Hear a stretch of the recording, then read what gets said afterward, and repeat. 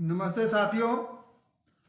आज गांव की सरकार की 20वीं कड़ी में हम आपसे बातचीत कर रहे हैं और आज एक ऐसे व्यक्ति के बारे में बात कर रहे हैं जो इस देश में लोकनायक के नाम से प्रचलित हुआ है और उनका नाम है जयप्रकाश, जिनको लोग संक्षिप्त में उनके नाम के आगे जेपी लगाते हैं।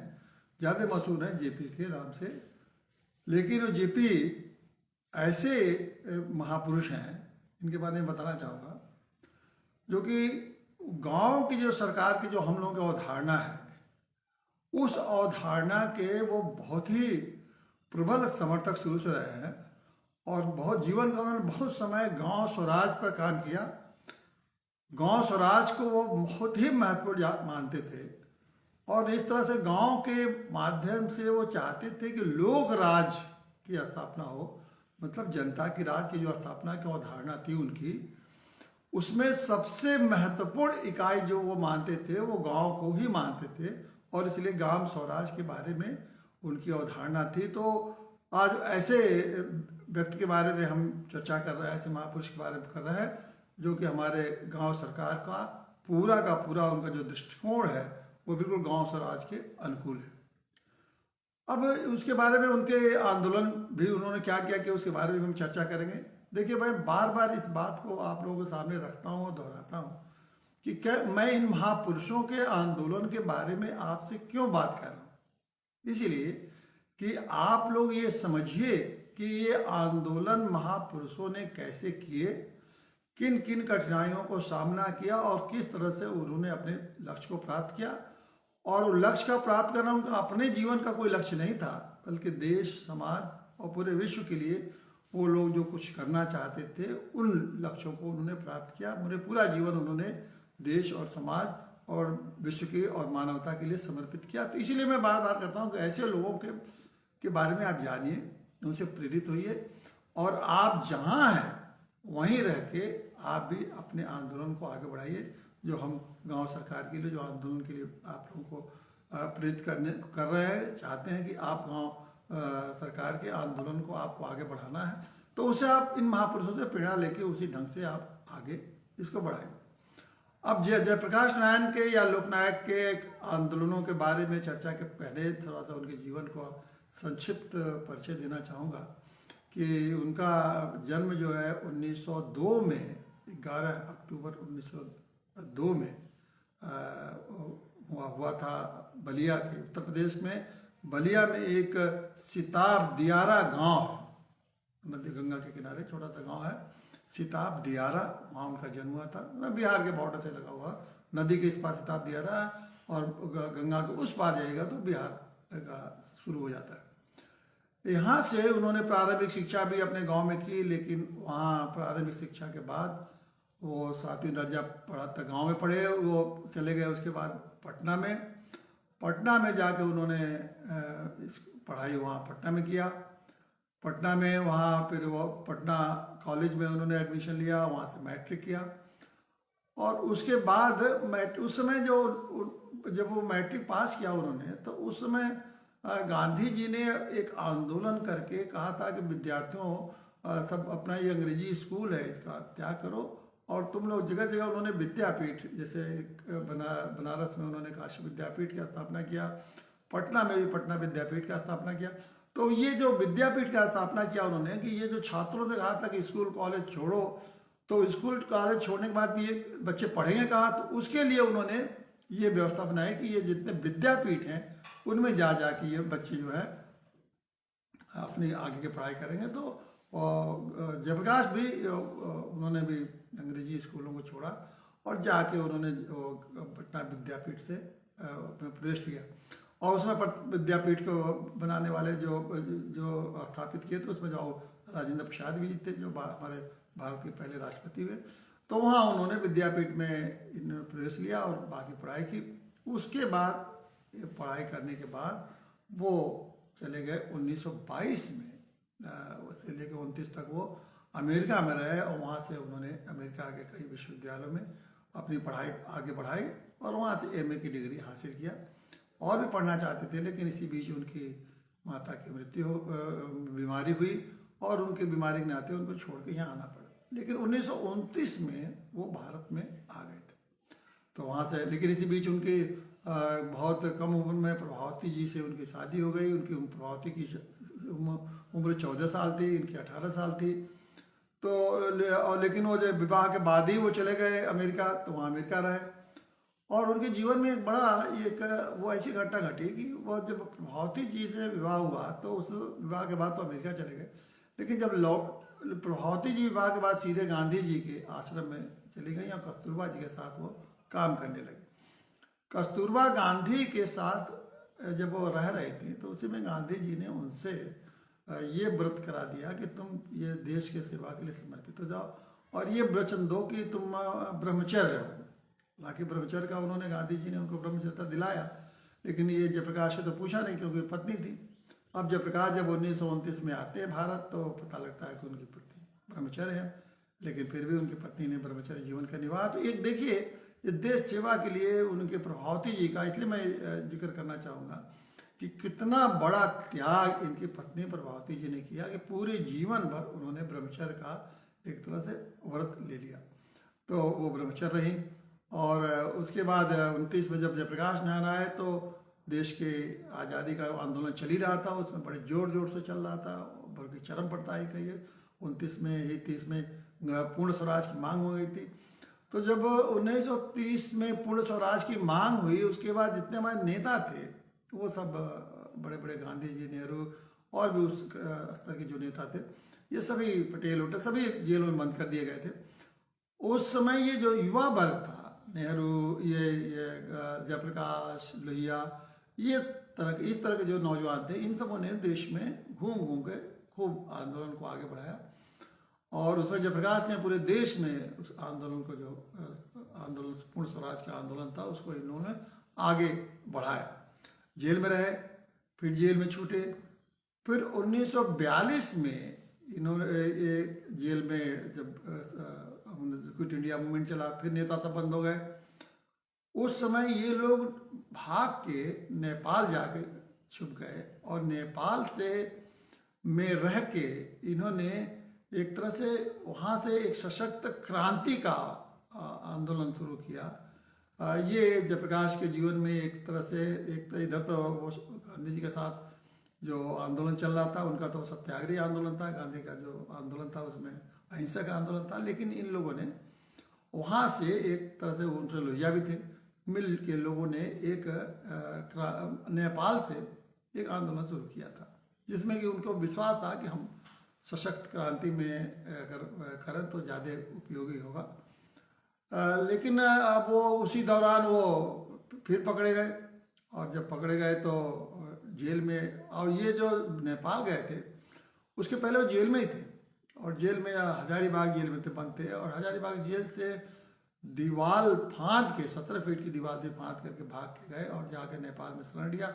और नेपाल से उन्होंने सशक्त आंदोलन इस तरह के, वहाँ से रेडियो चलाया, वहाँ से लोगों को प्रेरित करते थे, और इस तरह से तमाम जो उसको अहिंसक, बिल्कुल हिंसक तो नहीं कर सकते, लेकिन एक सशस्त्र तरीका भी था कि सरकार का बिल्कुल सहयोग न किया जाए, सरकार के हर मामले में उनको जो कर वसूली है सरकार के न दिया जाए, किसी उद्योग धंधे से सरकार में प्रोडक्शन न हो। बल्कि उन्होंने टाटा स्टील में भी आंदोलन कराया कि टाटा स्टील में आंदोलन कर्मचारी सब हड़ताल करना ताकि उनको स्टील की पूर्ति न हो पावे।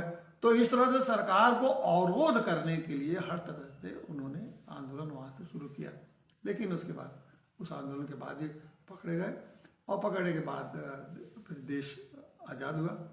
एक बात और महत्वपूर्ण है कि जब देश में जब ये आज़ादी की लड़ाई लड़ रहे थे तो इन लोगों ने कांग्रेस में ही कांग्रेस का एक समाजवादी गुट तैयार कर लिया था, और उसमें कुछ बहुत सारे नेता थे। जेल के दौरान जब ये लोग जेल में बंद रहते थे तो बहुत से नेता वहाँ मिले थे। तो सामाजिक गुट भी एक तरह से कांग्रेस का एक सामाजिक, ये वो सामाजिक कर रहा है, समाजवादी गुट एक बना लिया था। तो कांग्रेस में जब भी कांग्रेस के अधिवेशन होते थे, कांग्रेस वार्ता होती थी, तो ये लोग अपने समाजवाद पर जोर देते थे और समाजवाद के रूप में कांग्रेस में ही काम करते थे। तो समाजवादी विचारधारा को आगे बढ़ाते रहते थे लोग कांग्रेस में भी।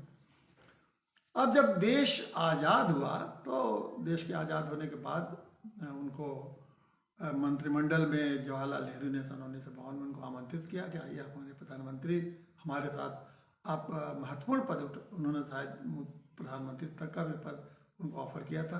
उनको कहा था कि आप वो प्रधानमंत्री के रूप में काम करिए, लेकिन जयप्रकाश नारायण ने बहुत सारे बिंदु कहे कि ये मेरे मांगे हैं, इन मांगों को अगर अगर सरकार शामिल कर मान ले तो मैं मंत्रिमंडल में शामिल होगा, लेकिन नेहरू नहीं माने। आखिर में जयप्रकाश नारायण उनके मंत्रिमंडल में शामिल नहीं हुए। लेकिन जयप्रकाश नारायण के और नेहरू के आपस में जो संबंध थे, जब नेहरू 1929 भारत में आए तो नेहरू के साथ ही उन्होंने काम करना शुरू किया और नेहरू का भी समाजवादी रुझान था, तो इसलिए उनके साथ काम किया, तो संबंध इन लोग अच्छे थे। फिर भी वैचारिक रूप से वो जो विचार रखना चाहते थे उस विचारों से नेहरू जी की पूरी सहमति नहीं थी, इसलिए वो मंत्रिमंडल में शामिल नहीं हुए।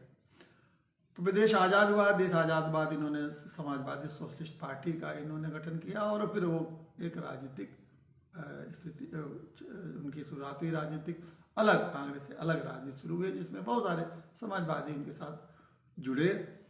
लेकिन बाद में बहुत दिन तक वो राजनीति नहीं किए। फिर कुछ ही दिन बाद उन्होंने 1954-55 में उनका झुकान बिनोआ जी के, वो जो बिनोआ जी का जो सर्वोदय आंदोलन था उसके तरफ वो उनका झुकाव हुआ। उसका ही कारण था कि बिनोआ जी का कहना था कि गांधी जी का जो रचनात्मक काम है केवल सरकार के सारी चीज़ें बदलाव नहीं कर सकती। मैंने जब बिनोआ जी की आपसे चर्चा की थी तो बताया था कि केवल सरकार के माध्यम से ही समाज में बदलाव नहीं हो सकता या समाज में संपन्नता खुशहाली नहीं आ सकती, बल्कि रचनात्मक कार्यों से भी जरूरी है। और ख़ास करके ग्रामीण क्षेत्र में विनोबा भावे भी चाहते थे कि ग्रामीण क्षेत्र से उन्होंने ग्रामीण क्षेत्र में अगर कार्य किया जाए तो वहाँ से जो सबसे उपेक्षित क्षेत्र है तो समाज आगे बढ़ सकता है। तो उधर झुकाव हुआ जयप्रकाश नारायण का। और जयप्रकाश नारायण करीब 54 से आप समझिए कि जब 54 से ले गए और लंबे समय तक उन्होंने इसी सामाजिक विनोद के साथ सामाजिक कार्य करते रहे।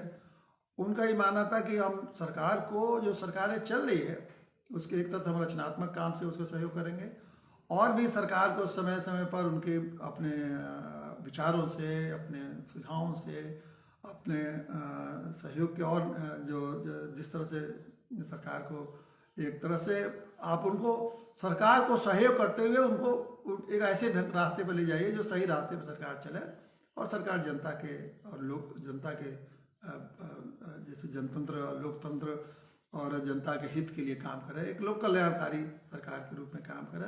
तो ये इन्होंने बाहर से ये भूमिका निभाई और ये करते रहे। उसी बीच अभुदान में भी शामिल हुए, ग्राम दान जैसे आंदोलनों में जो विनोबा का था उसमें भी शामिल हुए। लेकिन उनको ये लग रहा था कि ये जो सरकार, तो हम बाहर से सहयोग कर रहे हैं और सुझाव भी दे रहे हैं, सरकार को तरह तरह से विचारधारा भी में उनके जो गलत है उनको रोक रहे हैं, लेकिन और हम लोग एक तरह से विनोबा भावे के साथ सर्वोदय में भी काम कर रहे हैं, लेकिन सरकार का तो रुख में कोई खास बदलाव नहीं हो रहा है। भ्रष्टाचार बढ़ रहा है, नेताओं का सत्ता का जो सत्ता का हनक है, जो सत्ता का तौर तरीका है उसमें कोई बदलाव नहीं आ रहा है। चुनाव में भ्रष्टाचार फैला, नेताओं में सत्ता की भूख फैली, मंत्री बनने के लिए बेचैन रहते हैं, एमएलए बनने के लिए, लूटने के लिए, ये सारा कुछ चल रहा है। तो उनके अंदर एक बेचैनी थी कि ये चीज़ें ठीक नहीं हो रही। तो इन्होंने देखा कि ये समय भी बीत रहा है और ये चीज़ें बदल तो रही नहीं है। इस सारी कोशिश के बाद भी चीज़ें उस तरह से जैसा बदलना चाहिए, जैसे एक लोक तंत्र में जो कहा गया लोक का प्रभाव, लोक का असर तो दिख नहीं रहा है। असर तो सत्ता का दिख रहा है, सत्ताधारियों का असर दिख रहा है, मुख्यमंत्री, प्रधानमंत्री बड़े बड़े पदों पर जो बैठे हैं उनका प्रभाव दिख रहा है। इस पूरे व्यवस्था में कहीं लोकतंत्र में लोक तो है नहीं, सब तंत्र ही तंत्र दिख रहा है। इस पर उनके मन में उथल पुथल चल रहा है। तो देखिए यहीं से ये उनके में किस तरह से बदलाव आया, इसके बारे में हम अब आपकी चर्चा करें। इसके बाद पहले ये बता दें कि ये सब चला, लेकिन फिर उनके आंदोलन चलाए। फिर आंदोलन के बाद 1977 में उनका ये हम जानते हैं 75 में इमरजेंसी लागू हुई और 1977 में इनका देहावसान हो गया। तो ये आप मैं 8 जनवरी 1979 में, 5 अक्टूबर 1979 में जयप्रकाश पटना में ही अपने घर पे ही उनका देहावसान हो गया। अब हम उनके आपको बताएंगे कि ये तो उनका संक्षिप्त परिचय था। तब उनका जो आंदोलन था, वो जो सबसे बड़ा आंदोलन जो जयप्रकाश नारायण का था, पहले तो देश की आज़ादी के बारे में मैंने बताया कि जब देश की आज़ादी का ये चल रहा था तो उसमें गांधी जी के साथ और भी जो बहुत सारे नेता थे उनके साथ जैसा सभी आंदोलन कर रहे थे, वैसे जयप्रकाश नारायण भी हर स्तर पर अपने ढंग से अपने आंदोलन कर रहे थे। 1929 के बाद वो आए और उसके बाद लगातार आंदोलन में सक्रिय रहे। लेकिन इधर उसके जब देश आज़ाद हुआ तो राजनीतिक पार्टी के रूप में भी उन्होंने कुछ दिन काम किया। फिर सर्वोदय आंदोलन में लोहिया जी के साथ, उनके साथ विनोबा भावे के साथ लंबे समय तक 1954 से लेके 73 तक काम किया उन्होंने, 72-73। लेकिन अब उनका जीवन का एक दूसरा जो अध्याय शुरू होता है, जो उनका एक स्वतंत्र चिंतन का जो उन्होंने इतना किया। इस बीच हालांकि 79 विनोबा भावे के आंदोलन के दौरान उन्होंने बहुत बड़ा काम और भी किया कि वो 400 डाकुओं को चंबल के घाटी में उन्होंने आत्मसमर्पण कराया। एक बहुत बड़ा काम है और इसके लिए आप समझ लीजिए कि बहुत, जिसके पास इतना बड़ा मनोबल हो और जिसके पास इतना बड़ा उसकी आत्मशक्ति हो या चारित्रिक शक्ति हो, वही 400 डाकुओं को प्रेरित करके उनसे वो ये करवा सकता है कि आप आत्मसमर्पण करिए। तो उसमें एक बहुत बड़ी बात थी कि 400 डाकुओं का आत्मसमर्पण करना। लेकिन ये जो जीवन का उनका जो दूसरा दौर शुरू होता है, वो संपूर्ण क्रांति के नाम से मशहूर हुआ। और ये हमारे सभी नौजवानों को, आज के नौजवानों को, ये संपूर्ण क्रांति के पूरे पृष्ठभूमि को जानना जरूरी है। और ये जानने की जरूरी है कि किस तरह से ये जो जनता खुद ही खड़ी होके और किस तरह से जनता स्वयं जब आगे बढ़ जाती है तो किस तरह से परिवर्तन देश और समाज में होते हैं। ये बड़ा महत्वपूर्ण है और इसको आपको विस्तार में बताऊंगा कि इनके जीवन की जो संपूर्ण क्रांति थी, यही इनका बड़ा सबसे बड़ा आंदोलन स्वतंत्र भारत में हुआ। और ये सबके जानने और समझने के लिए, खास करके युवाओं को जानने के लिए ये बहुत जरूरी है। तो इसके पृष्ठभूमि में थोड़ा सा बताते हुए फिर हम संपूर्ण क्रांति में आएंगे। इसकी पृष्ठभूमि ये थी कि सन 1974 में गुजरात में क्या हुआ कि गुजरात में वहाँ छात्रों के मेस में व्यवस्था ठीक नहीं थी, भोजन ठीक नहीं था, पैसे ज़्यादा लिए जाते थे। तो छात्रों ने मेस में, गुजरात के छात्र में, विश्वविद्यालयों के, महाविद्यालयों के छात्रों में जो मेस होता है ना, हॉस्टल का मेस होता है, उसके खिलाफ उन लोगों ने एक आंदोलन शुरू किया। थाली बजा बजा के आंदोलन शुरू किया और बड़ा रोचक आंदोलन है और उन्होंने विरोध शुरू किया। धीरे धीरे वो छात्रों का जो आंदोलन था, जो शुरू हुआ एक मेस में से, वहाँ से शुरू होके उसमें पूरे जो गुजरात में जो भ्रष्ट व्यवस्था थी, उस भ्रष्ट व्यवस्था के खिलाफ वो आंदोलन शुरू हो गया। छात्रों ने भ्रष्ट व्यवस्था के खिलाफ जो आंदोलन शुरू किया, फिर ये आंदोलन थोड़ा और बढ़ा और उसमें जो जनता की जो समस्याएं उस समय थी, जो भ्रष्टाचार, और गुजरात में जो भ्रष्टाचार फैला था, राजनीति में जो भ्रष्टाचार फैला था, क्योंकि मैंने पहले बताया कि ये सब हो रहा था लेकिन इधर राजनीतिक भ्रष्टाचार भी खूब बढ़ रहा था, तेजी से बढ़ रहा था। उस आंदोलन में जन आकांक्षाओं को उन्होंने देखा तो छात्रों ने उसमें अपने राजनीतिक भ्रष्टाचार, नेताओं के भ्रष्टाचार और भी भ्रष्टाचार के खिलाफ भी आंदोलन उन्होंने शुरू कर दिया। तो वो आंदोलन आगे चलते चलते छात्रों ने और फिर जनता का भी उसमें सहयोग मिला, तो उसमें उन्होंने ये मांग किया कि ये जो सरकार के जो मंत्री हैं, मंत्रिपरिषद इस्तीफा दे। देखिए, चला आंदोलन में से छात्रों का इससे मतलब नहीं था कि मंत्रिपरिषद इस्तीफा दे, क्योंकि उनका तो अपने समस्याओं से मतलब था, फीस बढ़ने का, खाना, ये अच्छे खाना का महंगा का, खाने का महंगा होने का। लेकिन वो आंदोलन क्योंकि जनता का सहयोग मिलने लगा तो फिर उन लोगों ने भ्रष्ट मंत्रिमंडल को मांग किया कि ये भी बर्खास्त किया जाए। उसके बाद और आगे बढ़े, उन्होंने कहा पूरा विधानसभा भंग किया जाए, ये विधानसभा भंग की जाए। और ये आंदोलन तेजी से पकड़ने लगा और छात्रों का वो आंदोलन इतना तेजी से पकड़ा। होता क्या है कि किसी भी मुद्दे पर जब आप आंदोलन चलाते हैं और जनता के मन में अगर असंतोष रहता है तो उस आंदोलन को बड़ी तेजी से हवा मिल जाती है और जनता का सहयोग मिल जाता है। वही गुजरात में हुआ। तो उस गुजरात में जो छात्रों ने आंदोलन किया उसमें जनता का सहयोग मिला और अंत में स्थिति यहाँ तक आ गई, इतना उग्र हुआ वो आंदोलन कि मंत्रिमंडल भी इस्तीफा दिया और उस समय मुख्यमंत्री भी को भी इस्तीफा देना पड़ा। तो देखिए अब विधानसभा को भी भंग करना पड़ा और विधानसभा के पुनः चुनाव कराने पड़े। अब ये उसमें बाद में उस आंदोलन में जेपी को भी लोगों ने बुलाया, लेकिन जेपी ने उस आंदोलन को नहीं शुरू किया था। आंदोलन शुरू किया था छात्रों ने। अब जब उसके बाद ऐसा ही छात्रों ने जैसा गुजरात का देखा तो बिहार में भी, पटना में भी छात्रों ने एक 74 में ही एक सभा बुलाई। उन्होंने आपस में छात्र बुलाई। उन्होंने ऐसा नहीं था कि वो अपनी समस्याओं को उन्होंने कहा कि जैसे गुजरात में उनकी समस्या अगर समाधान हो सकता तो हमारे यहाँ क्यों नहीं समाधान।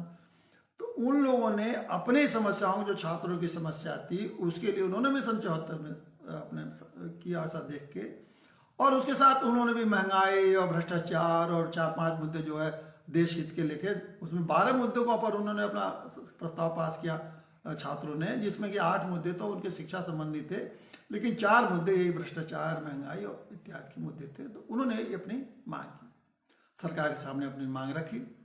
लेकिन जैसा कि आप जैसे गुजरात में हुआ, सरकार नहीं मानी तो वो भंग करना पड़ा, अंत में राजनीतिक रूप ले लिया।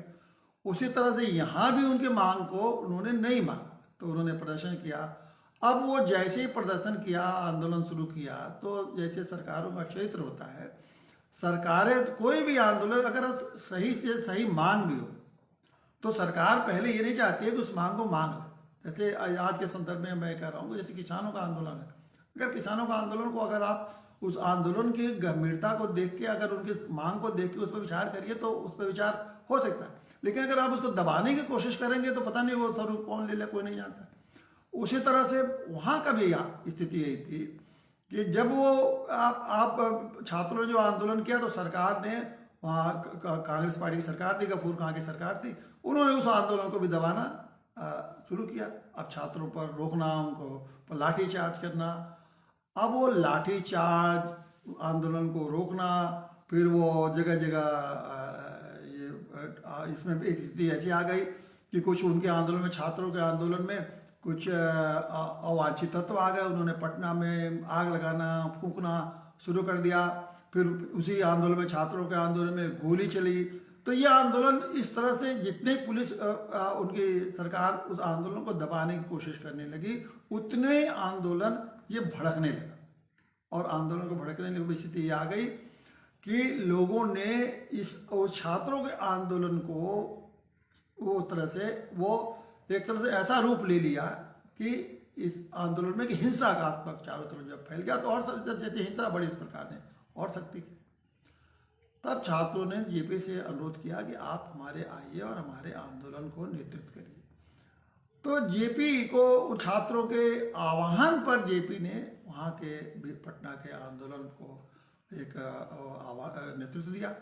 और जब जेपी नेतृत्व किए तो एक बड़ा ये घटना ऐसी घटी कि जेपी ने कहा कि हम जो जितना हिंसा हुआ, हिंसक नहीं, हम अहिंसक रूप से इस आंदोलन को चलाएंगे। तो उन्होंने एक दिन रखा कि हम मौन जुलूस निकालेंगे, सिर्फ 1000 लोग, और बाकी जनता से अपील की कि आपको इस मौन जुलूस में शामिल होने की जरूरत नहीं है, बाकी जनता सड़क के किनारे खड़ी होकर देखे। तो उन्होंने 10 किलोमीटर का एक जुलूस निकाला, मौन जुलूस, जिसमें हाथ पीछे रखे हुए थे। उसका मतलब ये था कि कितना भी आप हमको आप मारेंगे तो हम कुछ बोलेंगे नहीं, मुंह बंद किए हुए थे, पट्टी लगाए हुए थे, हाथ पीछे रखे हुए थे कि हम कोई हिंसा नहीं करेंगे, आप जितना भी आप हमारे पर कोशिश करिए हिंसात्मक। देखिए, तो ये एक हिंसात्मक जुलूस, उन्होंने उस आंदोलन को अहिंसात्मक रूप जेपी ने दिया। और यही हुआ कि 10 किलोमीटर तक करीब करीब पूरी जनता उस जुलूस को देखने के लिए उमड़ पड़ी और जेपी उस जुलूस को देखने के लिए। और उसका ये प्रभाव हुआ कि ये पता लग गया कि जन आकांक्षा जो है इस समय, असंतोष जनसंख्या में व्याप्त है। क्यों व्याप्त है? भ्रष्टाचार के नाते, महंगाई के नाते, और जहाँ और चीज़ें भी जो लोगों को जिस तरह से जनता चाहती थी उस तरह से सरकारों की व्यवस्था नहीं चल रही थी। इन चीज़ों को लेके इस आंदोलन को जनता का समर्थन दिखने लगा। फिर जयप्रकाश नारायण ने इस आंदोलन को आगे बढ़ाया खुद, जब उसका नेतृत्व उन्होंने मिला। उसमें गांधी मैदान में जून में बहुत बड़ा एक विशाल रैली हुई। उसमें पहली बार जयप्रकाश नारायण ने उन्होंने कहा कि देखिए, ये उस आंदोलन को उन्होंने व्यापक रूप दिया। व्यापक रूप इसलिए दिया कि मैंने आपसे पहले भी चर्चा की थी कि जयप्रकाश नारायण देख रहे थे कि देश में लोकतंत्र तो विकसित हो नहीं रहा है, तंत्र केवल विकसित हो रहा है। उनके मन में तो धारणा थी। इस आंदोलन में उन्होंने इस आंदोलन को जो घोषणाएं की इस अपने उस मंच से, उसमें उन्होंने संपूर्ण क्रांति की एक आह्वान किया। अब वो संपूर्ण क्रांति का उनका आह्वान था कि केवल ये जो केवल हम सरकारें बदल देंगे, एक सरकार आएगी दूसरी सरकार बदल जाएगी, गफूर की सरकार आएगी दूसरी सरकार आ जाएगी, ये ऐसे नहीं होगा। हमें पूरी व्यवस्था परिवर्तन भी करना पड़ेगा, और तभी व्यवस्था परिवर्तन जब तक नहीं होगा तब तक देश में कोई बड़ा बदलाव होने वाला नहीं है। तो वो उस अपने आंदोलन को छात्रों की समस्याओं को लेके उसको उन्होंने व्यवस्था परिवर्तन का भी आंदोलन बना दिया। और व्यवस्था परिवर्तन के इस आंदोलन में उन्होंने एक संपूर्ण क्रांति का आह्वान किया। और संपूर्ण क्रांति में उन्होंने कहा कि 7 क्रांतियाँ जरूरी है, जिसमें कि आप जान लीजिए उनकी क्या थी पहले, कि राजनैतिक क्रांति, आर्थिक क्रांति, सामाजिक क्रांति, सांस्कृतिक क्रांति, बौद्धिक क्रांति, शैक्षणिक क्रांति, और 7वां जो सबसे महत्वपूर्ण था उनका, वो कहते थे आध्यात्मिक क्रांति भी होना चाहिए। और ये सभी क्रांतियों से ही ये राजनीतिक भ्रष्टाचार खत्म होगा। इन क्रांतियों के माध्यम से पूरी व्यवस्था में बदलाव जब आएगा तभी ये राजनीतिक भ्रष्टाचार खत्म होगा और लोगों का विकास होगा। वो जनता के चाहते थे, युवाओं को चाहते थे, और नैतिक उनके विकास में भी बड़ा जोर था। और वो चाहते थे कि राजनीतिक हो या समाज में किसी भी क्षेत्र में जो लोग काम कर रहे हैं उनमें नैतिक धारणा भी विकसित होना चाहिए। जैसे हम लोग नैतिक पार्टी का आप देख लीजिए कि नैतिक पार्टी का जो आधारशिला है वो भी यही है कि लोगों में जब तक नैतिकता का विकास नहीं होगा तब तक समाज का निर्माण और नहीं हो सकता है। तो इस तरह से ये उन्होंने इस 9 क्रांति में अपने 7 क्रांतियों में ये रखते थे, तो कि इससे उन्होंने संपूर्ण जब व्यवस्था बदलेगी तो बहुत सारी समस्याओं का समाधान होने लगेगा। वो आह्वान दिया। अब आह्वान के साथ उन्होंने उस आंदोलन को बढ़ाया। उसके बाद लाठीचार्ज हुआ, वो प्रदर्शन होते रहे इस विचारधारा को लेके। अब ये विचारधारा एक ऐसा व्यापक रूप से फैला कि इस व्यापक रूप से कि लोगों का जन समर्थन का सैलाब बढ़ता गया। उधर पुलिस की बर्बरता बढ़ती रही, जितनी पुलिस की बर्बरता बढ़ती रही उतने ही यह आंदोलन चलता। अब यहाँ देखिए एक बहुत सैद्धांतिक बात मैं आपको बता। इंदिरा गांधी उस समय देश के प्रधानमंत्री थी। उनका ये कहना था कि ये जो मांग कर रहे हैं आपकी मंत्रिमंडल का, उसमें इन्होंने ये भी रखा कि सरकार को तो बदलना ही है। जेपी ने अपने संपूर्ण क्रांति के साथ ये भी कहा कि सरकार को पहले बदल, मतलब जो वर्तमान सरकार है इनको यहाँ भी, वहाँ बिहार में भी उन्होंने मांग की गुजरात के तरीके से कि बिहार में भी मंत्रिमंडल इस्तीफा दे और विधानसभा भंग। इस पर इंदिरा गांधी की जो प्राइम मिनिस्टर थी या उन लोगों का कहना था कि एक संविधान के द्वारा चुनी हुई सरकार को बर्खास्त करने का क्या औचित्य है। आप मांग कर रहे हैं कि इसके अंदर आप संविधान विरोधी काम कर रहे हैं। उसी तरह से विधानसभा 5 साल की चुनी गई है, आप मांग कर रहे हैं कि विधानसभा बंद किया जाए। तो ये एक तरह से गैर, उन लोगों का कहना था कि ये बिल्कुल गैर संवैधानिक और अराजक बात कर रहे हैं, इससे तो व्यवस्था देश की चलेगी नहीं।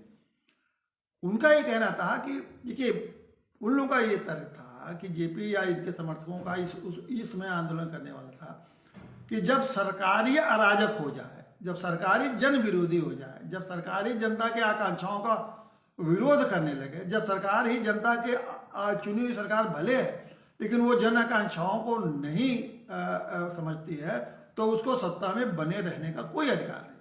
और इसी से उन्होंने एक राइट टू रिकॉल उस समय कहा था कि ये जो सरकारें अगर ठीक से काम नहीं कर रही हैं या कोई संसद का प्रतिनिधि या एमएलए भी ठीक से नहीं काम कर रहा है तो जनता में अधिकार होना चाहिए कि उसको हम वापस कर लें। उसी तरह से हम सरकार को भी कहें कि आप सरकार को भी वापस हो जाए, सरकार को इस्तीफा दे देना चाहिए।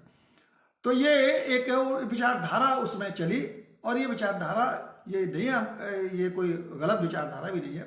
अगर सरकार 5 साल के लाइसेंस नहीं मिल गया है, सत्ता तो देखिए, सत्ता तो आपको हमने कहा कि आप जाइए सरकार चलाइए और अच्छे ढंग से चलाइए, लोगों को जन कल्याण की बात है। असली सत्ता तो जनता की है, लोकतंत्र में लोग की शक्ति है, सरकार की शक्ति नहीं है, एमएलए एमपी की शक्ति नहीं है, शक्ति तो जनता की है, लोग की है। अब लोग शक्ति से प्राप्त करके प्रतिनिधि बन के आप गए, और वो जिनके प्रतिनिधि बने उसमें सरकार के नाम पर आप उन्हीं पे उनका शोषण करने लगे, उन्हीं पर अत्याचार करने लगे, तो ये नहीं चल सकता, ये लोकतंत्र की अवधारणा नहीं है। तो इसमें जनता का असंतोष फैलेगा तो जनता उसको आपके साथ, चाहे आप जनता उसको आप चुन के भेजा है, लेकिन शक्ति तो कुछ जनता के हाथ में नहीं था, इसलिए जब चाहे आपको बुला ले। सामान्यतः जनता क्यों बुलाएगी? अगर आप ठीक से उसकी सेवा करेंगे, अच्छा काम करेंगे तो क्यों बुलाएगी? लेकिन अत्याचार, अनाचार, भ्रष्टाचार करेंगे तो निश्चित रूप से यह नहीं कहा जा सकता कि जनता अपने अधिकारों का प्रयोग नहीं करना चाहिए। और जेपी ने इस आंदोलन को इस रूप में परिवर्तित किया, और अंत में बिहार सरकार को भी इस्तीफा देना पड़ा, बिहार में भी सरकार को, मंत्रिमंडल को देना पड़ा इस्तीफा देना। लेकिन इसी बीच अब शुरू होता है जेपी का एक दूसरा काल, जिसमें कि तो आंदोलन चलाया उन्होंने। फिर जेपी ने ये कहा कि जब ये सरकार हमारी बात नहीं चल रही है केंद्र सरकार की, तो केंद्र तो इसके खिलाफ उन्होंने एक इसी बीच ये घटना ये घट गई कि ये इंदिरा गांधी को किन्हीं परिस्थितियों में उनका चुनाव रद्द कर दिया गया। चुनाव उनको प्रधानमंत्री पद से हुआ कि इनको इस्तीफा देना पड़ेगा, क्योंकि एमपी की चुनाव जो रायबरेली चल रही थी, भ्रष्ट आचरण हाईकोर्ट ने पाया, उनका चुनाव रद्द किया। तो इंदिरा गांधी ने उसमें आपातकाल की घोषणा कर दी, और आपातकाल में जितने बड़े नेता थे, जेपी सहित करीब 500-600 जितने ऊंचे स्तर के नेता थे, सभी बंद कर दिए गए। और बड़ी शक्ति पूरे आप जानते हैं कि 26 जून 1975 को आपातकालीन की घोषणा कर दी गई, और जेपी भी उस आपातकालीन में बंद कर दिए गए। इनको ले जाके चंडीगढ़ में एक चंडीगढ़ एम्स में एक कमरे में इनको नज़रबंद कर दिया गया, और इनको उसी कमरे में रहने दिया गया। पुलिस की फोर्स लगा दी गई ताकि इसमें से वो बाहर नहीं जाए। उसमें जब भी बीमार भी थे, फिर भी उसी हॉस्पिटल में रहने दिया गया, उनसे किसी मिलने नहीं दिया गया। और एक जेपी ने उस अपने एक किताब लिखी है, जेल डायरी, उसमें इन सारी घटनाओं का जिक्र भी किया कि किस तरह से उनको अकेले रखा गया, किस तरह से उनको एक तरह से मानसिक रूप से किस तरह से उनको एक तरह से मानसिक पीड़ा उनको किस तरह से दी। अब ये इसके बाद ये पूरा का पूरा आंदोलन देखिए कि जो जैसे हुआ आंदोलन, इमरजेंसी लग गई, तो पूरा का पूरा जनता में आक्रोश बहुत फैला। और उसके बाद जब करीब करीब 2 साल के आसपास ये रहा ये इमरजेंसी, उसके बाद जब चुनाव हुआ, तो चुनाव के बाद अब जनता के अंदर देखिए कैसा भाव पैदा हुआ कि जेपी ने सभी पार्टियों को ये कोशिश किया कि सभी पार्टियां एक हो जाएं, और इंदिरा गांधी के इस जो डिक्टेटर थी, बस इसको तानाशाही के खिलाफ इमरजेंसी लगा के उन्होंने कहना था कि तानाशाही है, इनके खिलाफ एक आंदोलन किया, मिलजुल के इनसे संघर्ष किया जाए। सारी पार्टियां एक हुई। उसके बाद इंदिरा गांधी ने चुनाव कराए। इंदिरा गांधी ने चुनाव करके कम से कम फिर एक बार उन्होंने सोचा कि लोकतांत्रिक व्यवस्था को कायम करना चाहिए। उनका तानाशाही कर जो जितना इमरजेंसी का घोषित करना गलत था, लेकिन निश्चित रूप से गलत था, लेकिन उसके बाद उनको बुद्धि आई तो उन्होंने कहा कि नहीं, लोकतांत्रिक व्यवस्था को फिर वापस करना चाहिए। उन्होंने चुनाव की घोषणा की। और ये हो सकता है उनको लगता हो कि हम चुनाव की घोषणा के बाद हम फिर बहुमत से आ जाए, लेकिन जनता में तो अंदर अंदर वो समझ नहीं पाई, वो आक्रोश था। और उस चुनाव में ये नेता को जेल से छोड़ा गया, लेकिन नेता नहीं लड़े। एक पहला ये भारत के इतिहास में एक ऐसा चुनाव हुआ जिसमें जनता आगे थी और नेता आगे थे। और ये इसमें जब आंदोलन चल रहा था तो जेपी ने एक आह्वान भी किया था, एक बड़ा पॉपुलर नारा दिया था कि सिंहासन करो जनता आती है। पूरे आंदोलन में जब आंदोलन चल रहा था इमरजेंसी के पहले, तो यही था कि सिंहासन खा लो जनता आती है। वास्तव में देखिए कि जब इमरजेंसी लगी है उसके बाद चुनाव की घोषणा हुई, तो यही हुआ कि जनता खुद ही नेताओं के आगे आगे चलती थी। यानी जहाँ भी नेता पहुँचते थे, हजारों नहीं लाखों की संख्या में भीड़ होती थी, और उसके बाद जब चुनाव हुआ तो ये कांग्रेस के खिलाफ जितने नेता चुनाव लड़े, कोई 4 लाख से चुनाव जीत रहा है, कोई 5 लाख से जीत रहा है, कोई 3 लाख से जीत रहा है, मतलब लाखों की संख्या से लोग चुनाव जीते और जबरदस्त जनता पार्टी की सरकार बनी। तो अब देखिए जेपी के, मैं इसलिए आपसे कहना चाहता हूँ कि जनता पार्टी सरकार बनी, उसके आगे क्या है वो तो आपने जाना कि किस तरह जनता पार्टी की सरकार भी और फिर सत्ता में जनता पार्टी की सरकार भी लिप्त हो गई और उसका पतन भी हो गया, एक अलग कहानी। मैं ये इस आपसे ये बताना ही चाहता हूँ, और ख़ास करके इस आंदोलन के बारे में, कि जो ये आंदोलन जेपी ने छोड़ा था, वो ये संपूर्ण क्रांति का आंदोलन की व्यवस्था परिवर्तन में, तो आज आप भी देखिए कि व्यवस्था परिवर्तन जेपी ने छोड़ा, लेकिन जेपी फिर 89 में मर गए, ज़्यादा समय तक नहीं रहे। व्यवस्था परिवर्तन फिर उनका एक तरह से संपूर्ण क्रांति का जो सपना था वो पूरा नहीं हुआ। तो जनता बार बार ये कोशिश करती है, और ये राजनीतिक लोग उस क्रांति, उस चीज़ों को जनता की आकांक्षाओं के हिसाब से नहीं कर। आज मैं फिर कह रहा हूँ कि हमको जनता को मिला है ना, गांव सरकार बनाने का अधिकार जनता को मिला है।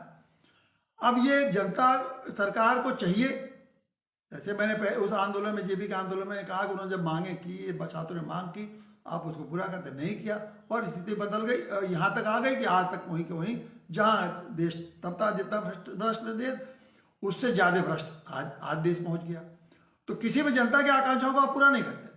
आज भी हम एक संवैधानिक व्यवस्था गांव सरकार की बन गई और आप उसे पूरा नहीं कर रहे। तो आप संवैधानिक व्यवस्था के जब पूरा नहीं कर रहे तो जन आक्रोश बैठेगा। अब जन आक्रोश जब बढ़ेगा तो आप कहेंगे कि जनता, देखिए जनता ये संविधान के खिलाफ कर रही है। तो फिर मैं कहता हूँ, देखिए जब आप जन आंदोलन करेंगे तो जब सरकार आपकी जन आकांक्षाओं को पूर्ति नहीं करेगी तो किसी भी तरह से जन आक्रोश को बढ़ाना या बढ़ना गलत नहीं है, और सरकार का विरोध करना भी गलत नहीं है। ये अलग बात है कि हम हिंसक विरोध के नहीं करेंगे, लेकिन हम अपने ढंग से जो भी करना होगा विरोध करेंगे।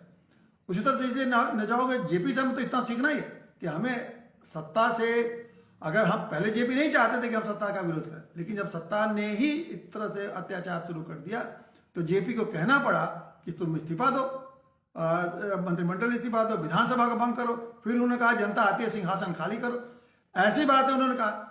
तो हमारे जो आंदोलन हैं, आप हमने कहा कि गांव सरकार के, कि इस तरह के आंदोलन की अगर हमारी आकांक्षाओं को पूर्ति नहीं होगी तो हम ऐसे आंदोलन करेंगे। भविष्य में जन आकांक्षाओं को पूर्ति के लिए जनता को जागृत करेंगे, जनता के बीच में जाएंगे और हम कहेंगे कि इस तरह के आंदोलन हम करेंगे। कल हम कह सकते हैं कि हम आज नहीं, अगर हमारी जन आकांक्षाओं को पूर्ति नहीं होगी तो हम कहेंगे कि हम जो ये प्रधान बने हुए हैं, चाहे पंचायत की सरकार बनी है, गांव पंचायतें, हम इसकी बात नहीं मानते, हम इसके विरोध काम करेंगे।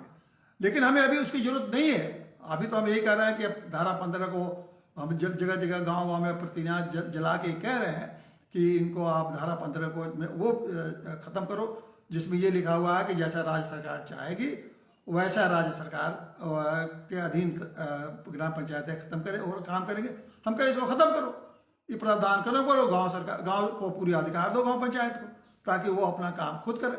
लेकिन अगर ये जन आकांक्षा को तो नहीं करोगे तो हम कल क्यों गांव पंचायत को मानेंगे? जो गांव पंचायत की वर्तमान व्यवस्था है उसके खिलाफ हम खड़े हुए हैं।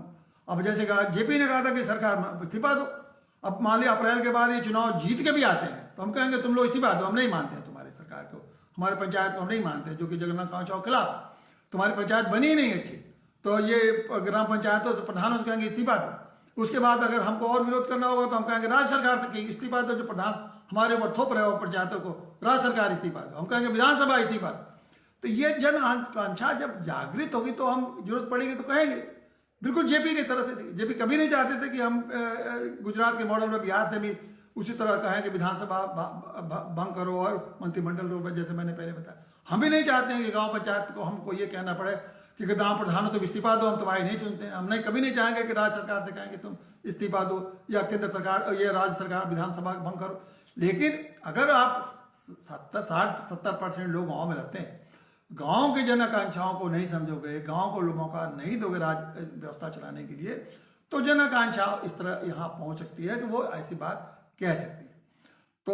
तो इसलिए, लेकिन ये सारी बातें आपको इसीलिए नौजवान खास करके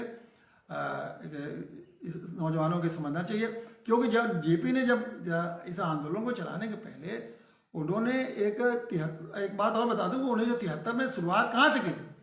उन्होंने 73 में जब भूदान एक से उन्होंने सोचा कि ऐसे तो देश बदलेगा नहीं, जैसा कि भूदान से भी नहीं बदला, कोई ज़्यादा उसका प्रभाव नहीं दिखा, तो उन्होंने युवाओं का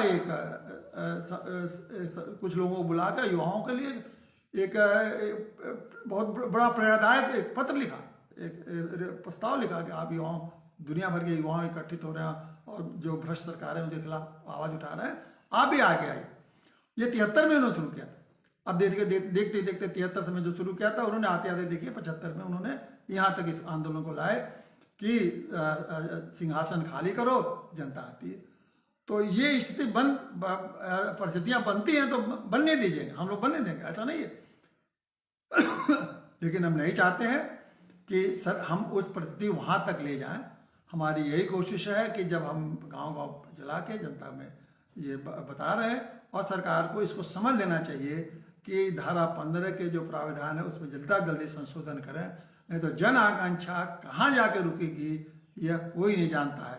इसलिए साथियों, मैं सभी गांव वासियों से और खास करके युवाओं से अनुरोध करता हूं कि अपने अधिकारों के लिए, जन आकांक्षाओं के लिए आपको आगे आना पड़ेगा। जैसे बार बार मैं गांव वालियों से कह रहा हूं कि अपने गांव में लोगों को प्रोत्साहित करिए, अपने गांव के लोगों को आप जागृत करिए। तो आप निरंतर जागृत करिए और जन आकांक्षाओं को जगाइए, और जन आकांक्षाओं को जगेगा तो आपके गांव सरकार बनेगी, और गांव सरकार तो बनी है। जैसे सरकार अगर जैसे गुजरात में सरकार ने उन जन आकांक्षाओं को नहीं समझा तो वहाँ भी सरकार बदलनी पड़ी। जब यहाँ जन आकांक्षाओं को नहीं समझा बिहार में, सरकार को जाना पड़ा। जन आकांक्षाओं को इंदिरा गांधी ने नहीं समझा तो उनकी सरकार को जाना पड़ा।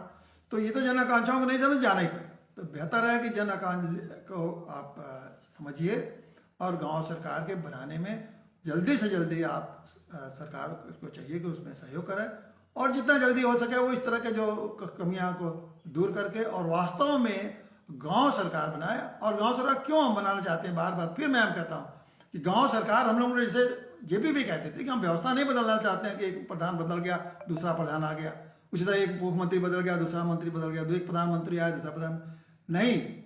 लोकतंत्र का स्थापित, लोक का तंत्र स्थापित, मतलब जनता का उसमें प्रभाव, मतलब वो लोकतंत्र चाहते थे, तंत्र के जगह पर वो लोक को महत्व देते थे। और सरकारें जो है तंत्र को महत्व देती हैं। तंत्र माने नेता, सत्ता, अधिकारी, पुलिस, मिलिट्री, ये तंत्र है, ये संबंध यही महत्वपूर्ण है। वो कहते हैं ये तो महत्वपूर्ण नहीं है, महत्वपूर्ण है लोग। उसी तरह गांव में आप अधिकारियों से जो आप गांव चला रहे हैं, आप प्रधान और अधिकारी और नेता जो मिलकर गांव चलाएं, ये नहीं तंत्र है, ये इसको मत समझिए।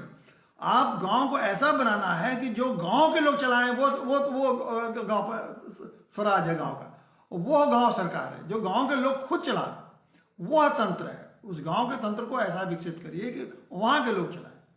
तो वो व्यवस्था हम गांव की सरकार के देना चाहते हैं कि, और यही गांधी जी भी कहते थे, विनोबा भी कहते थे, जयप्रकाश भी कहते थे, लोहिया भी कहते थे, सारे लोग जो भी इस तरह के लोग विचारधारा के लोग हैं, सब लोग ये कहते थे कि गांव से स्वराज से ही देश में स्वराज आएगा। गांव के स्वराज ही नहीं, गांव में जब स्वराज मतलब खुद शासन चलाएंगे और चला के स्वराज स्थापित करेंगे, अच्छा गांव को वैसा व्यवस्था करेंगे ताकि।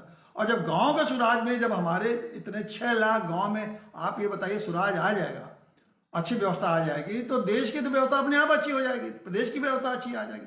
ऐसे सोचिए ना, गांव को निचली इकाई मत समझिए। ये दिक्कत हो रही है कि आज देश में ये समझ में आ रहा है कि केंद्र की वो सबसे ऊपरी इकाई है, सबसे मालिक इस सत्ता का, उसके बाद राज्य मालिक, और गांव उनके तरह से मामूली छोटे मोटे लोग हैं। ये अवधारणा को त्यागना पड़ेगा। आपको मानना पड़ेगा कि गांव के जो 6 लाख गांव है वही असली श्रेष्ठ इकाई है, वहां से ही सत्ता सबको मिलेगी। उसको आप स्वशासित करिए, उसमें स्वराज लाइए। तो वहां से नंबर 1 वहां ऊपर वो है, उसके बाद राज्य है और केंद्र सबसे नीचे है। जितना गांव में स्वराज आएगा, जितने गांव के लोग अपनी व्यवस्था चलाए जाएंगे, उतने ही कम आपके व्यवस्था राज्य को कम चलाना पड़ेगा, और उसके प्रभाव से जितना राज्य कम होगा और उसी तरह से केंद्र में बहुत कम हो जाएगा। अगर गांव की इकाइयां ठीक से गांव में सरकार चलने लगेगी तो उत्तर प्रदेश सरकारों को, राज्य सरकार को, केंद्र सरकार को कोई बहुत ही कम काम, मामूली काम करने पड़ेंगे। तो इस बात को, इस अवधारणा को पूरा समझने की जरूरत है। तो इसलिए गांव स्वराज ही देश के, गांव स्वराज या गांव की सरकार समझ लीजिए, जिस दिन स्थापित होना पड़ेगा, इस देश का कायाकल्प हो जाएगा और एक देश बहुत ही शक्तिशाली हो जाएगा। बहुत ही, हमारे देश में बहुत सारी समस्याओं का समाधान स्वतः हो जाएगा, उसको कोई करने की जरूरत नहीं है। और जो समय समय में जो असंतोष व्याप्त होता है जगह जगह, चाहे किसानों की समस्या हो, मजदूरों की समस्या हो और भ्रष्टाचार की समस्या है, बहुत सारी समस्याएं अपने आप सुलझ जाएंगी। तो ये समझने की जरूरत है। अभी नेताओं को समझ में नहीं आ रहा है और जनता के असंतोष को भी नहीं समझ रहे हैं, लेकिन धीरे धीरे हम जनता के सामने इस बात को बताएंगे तो जनता भी समझेगी और सही मामले में गांव की सरकार बनेगी। और गांव की सरकार बनने से भारत का जो सम्मान है बढ़ेगा भी होगा, भारत संपन्न होगा, एक एक व्यक्ति में चरित्र का विकास होगा, लोग नैतिक बनेंगे, लोगों में आत्मसम्मान बढ़ेगा, भारत सभ्यता और संस्कृति जो भारत की है वो पुनः स्थापित होगी और पूरा देश विश्व में अपना एक स्थान प्राप्त करेगा। ये हमारा विश्वास है और ये आप देखिए होगा। इसीलिए हम आपसे कहते हैं कि आप सब लोग इसमें गांव सरकार बनाने में जितना अपने स्तर से कर सकते हैं करिए। और वो जो एक बार पुनः कहूँगा कि जो धारा 15 है, जो पंचायती राज अधिनियम की धारा 15 है, जिसमें ये कहा गया है कि सरकारों को, गांव को वही अधिकार दिए जाएंगे जो सरकार चाहेगी, तो उसको जलाने का जो मैं कह रहा हूँ गाँव में आप जलाइए, उसको जारी रखिए। इससे जन चेतना पैदा होगी और जब जन चेतना पैदा होगी तो जनता की आकांक्षा सामने आएगी सरकारों के सामने और फिर सरकारों को उन जन आकांक्षाओं को मानना ही पड़ेगा। बहुत बहुत धन्यवाद साथियों।